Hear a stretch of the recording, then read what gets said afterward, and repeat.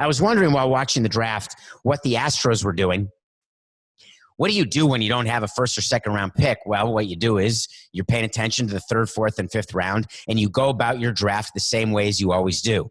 The Astros were punished by losing their first and second round pick this year. The Red Sox were punished and lost their second round pick. And as an organization, it is very difficult to lose picks. Picks are like gold for organizations, even organizations like the Astros and Red Sox. Think about the Astros. Remember when they lost 100 games like 3 years in a row and they were rebuilding, they were horrible, and all of a sudden they were in the World Series several years in a row, won the World Series? Those were players for the most part who they had drafted. Obviously they traded for Verlander, et cetera, but they had drafted the core of their team. A draft is a way to get better. It doesn't happen quickly, but you can get better quickly in terms of payroll, where you can then supplement these great draft picks with free agents, and you can be a middle-of-the-pack payroll team and have a window to win. By the Astros losing their picks, what they're thinking about behind closed doors and not admitting is that that was the biggest punishment they got. It wasn't the $5 million that Jim Crane had to pay.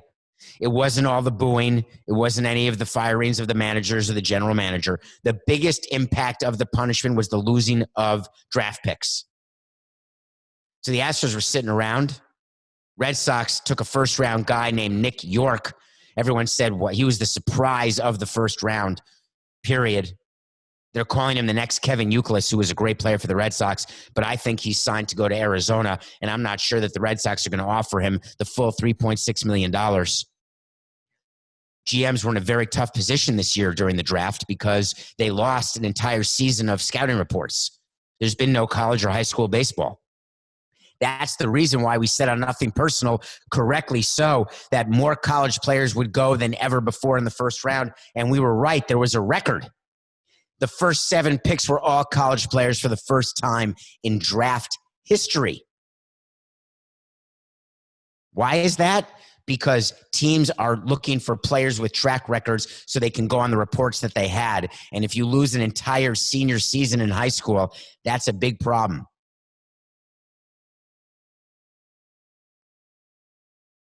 The other surprise that people called that we didn't, the Orioles, with the second pick out of nowhere, drafted Heston Kjerstad. Who's Heston Kjerstad? He's a guy who's going to be a top 10 guy, maybe a top 12 guy. Second pick in the country.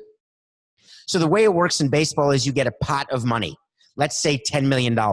You have to spread that $10 million across all 5 of your players who you're drafting. Remember, it's only 5 picks this year, 5 rounds. So you spread the $10 million, but then there are slot values. So the second round, the first round, second pick overall, let's pretend that at a slot value of $8 million. And then the Orioles would have $2 million for the other 4 players. The Orioles said, instead of spending $7.79 million on the second pick in the country, let's draft a guy who doesn't think he's going to go second. We're going to call the agent and say, hey, you're going to be drafted around 10, 11, or 12. The slot for 10, 11, or 12 is, let's say, $5 million, $4 million.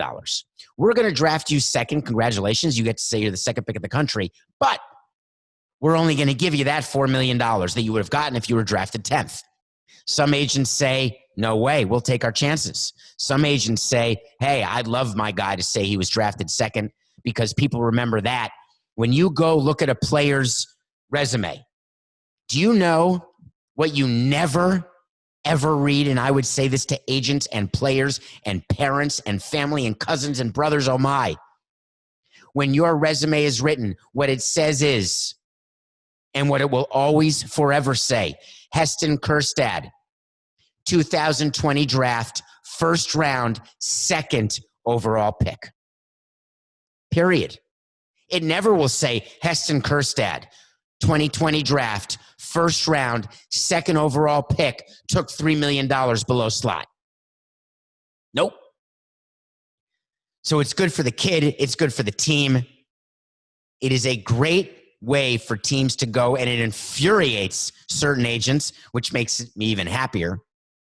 But the reason I always agreed with spreading out the slot money is that the first round, like every round in the draft, as we said yesterday, it's a game of roulette.